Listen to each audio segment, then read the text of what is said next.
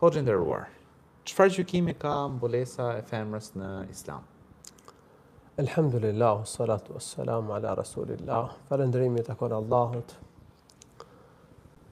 Lavdrimet, bekimet dhe paqja qofshin mbi njeriu më të mirë, të dërguarin ton Muhammedin.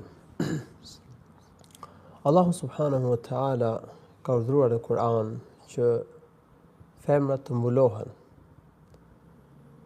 Ai thot në surën Al-Ahzab: يا أيها النبي قل لأزواجك وبناتك ونساء المؤمنين يدنين عليهن من جلابيبهن. O profet, thua ju grave tua, bijave tua dhe grave të besimtarve që të hedhin mbulesën mbi trup. Pra të mbulohen, të mbështillen me mbulesë, duke mbuluar të gjithë trupin, sikurse kuptohet me argumente të tjera të shariatit, të gjithë trupin përveç fytyrës dhe duarve deri në kyçe. Mbulimi ashtu siç e ka urdhëruar Allahu i Lartësuar në këtë ajet Kuranit është më afër që femra të dallohet si një femër e respektuar, e nderuar, me mbulesë, e ruajtur dhe të mos lëndohet, të mos u bëj keq kush, të mos fyhet, dhalika adna an yu'rafna fala yu'dhain. Atëherë në këtë ajet Allahu i Lartësuar ka urdhëruar femrat që të mbulohen. Gjithashtu, në një vend tjetër në Kur'an, në surën An-Nur, Allahu i Lartësuar thotë: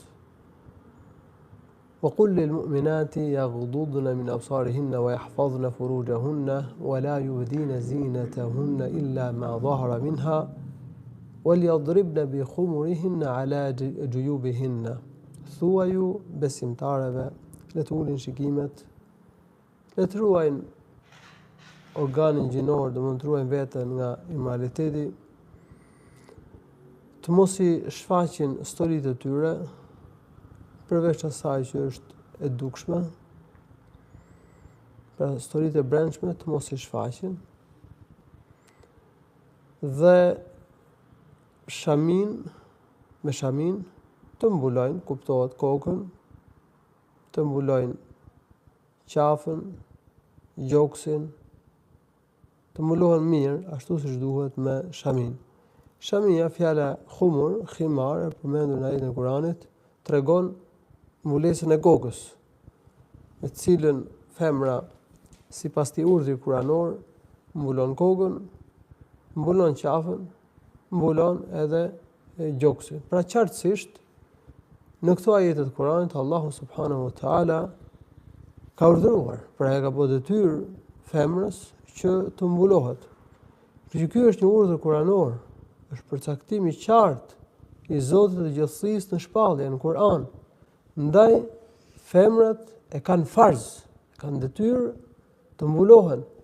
Dhe nëse një femër nuk mbulohet, ajo konsiderohet gjunaqare sipas argumenteve të shariatit.